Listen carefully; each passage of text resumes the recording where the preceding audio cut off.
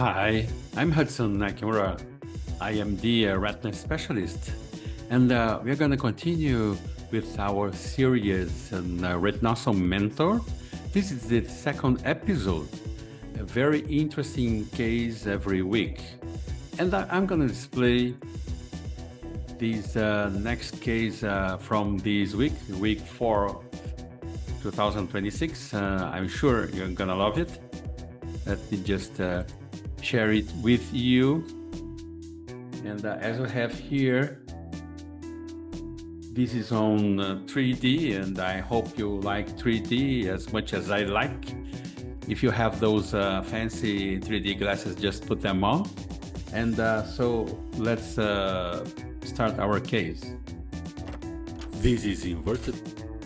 So this is inverted vitrectomy.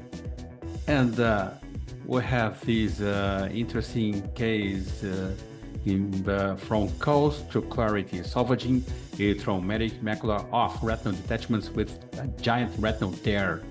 Precision surgery, very interesting one. As this patient, 35 years old, patient had it right trauma, as you see in the B scan, and you have this corneal lesion as well, and the media is quite hazy, but it does not preclude you from doing a good vitrectomy. But of course, you have to get away with vitreous, with the media opacity. And as you see here, the retina is fully detached. It's actually a giant retinal tear, and you see folds at the very retinal periphery. Media is a little hazy, but we are starting doing this vitrectomy to relaxing one and very peripheral, and removing the vitreous plugs. As you see here, the vitreous is quite at the very periphery and attached there. And this could not be good for a good attachment of the retina, as that may cause PVR, proliferative vitreoretinopathy. And as you see here, at the very periphery, at the angle of the giant retinal tear, you gotta be very careful with small vessels. The retina is being relaxed now. You go past the sutures, the corneal sutures, and you see a very good, you have a very good view from the retina. And now I'm going towards the angle of the retina where it is detached, and removing all vitreous adhesions over there. As you see, the retina is free now. And a gentle touch on the retina will show whether the retina is getting mobile. And now, since the retina is folded, I'm using perfluorocarbon liquid to open it up.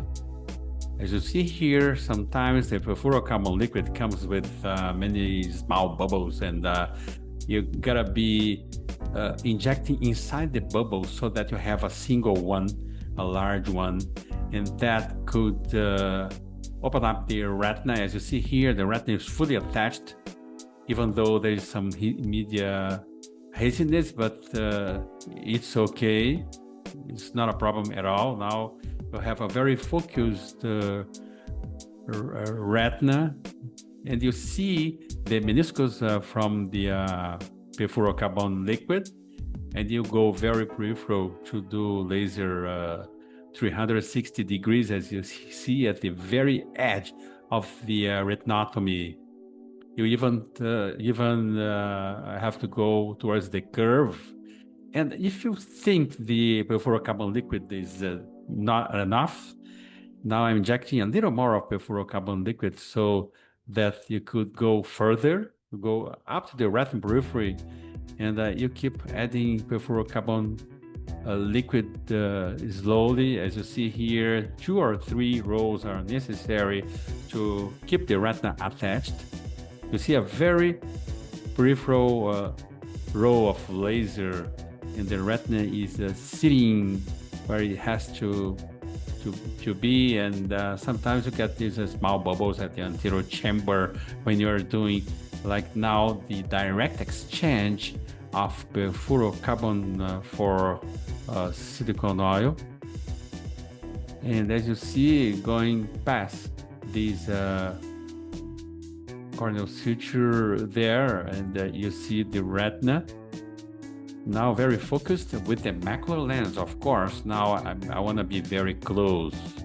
So since I'm going very close to remove these small droplets of perfluorocarbon liquid, that's possible only with a good macular lens.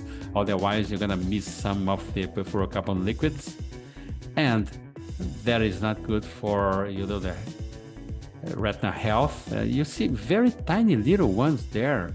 So oftentimes you gotta change from the 23 gauge to the 25 gauge, and now I'm doing some corneal sutures, just in case, you know, even though the sclerotomies are, some sclerotomies, they are self-sealing. I prefer to do the at the end of the case to some stitches. I don't think that's a major problem, and as I'm back here just to discuss this case and what is happening there. You got a very giant retinal tear and a retinal detachment in the trauma case. The patient had already had this surgery for, you know, corneal suture, and then after a while he ended up having this retinal detachment, and the best thing was to follow on with the giant retinal tear and do a little more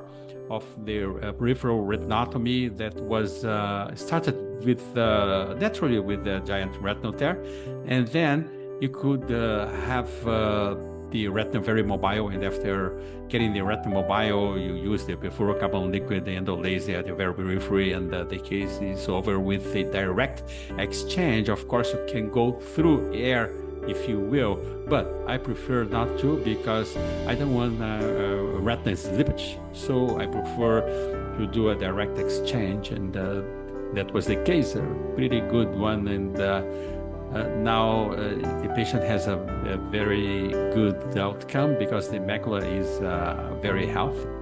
So thank you very much for being with us in this second week 4th, 2026 of Retinal Mentor.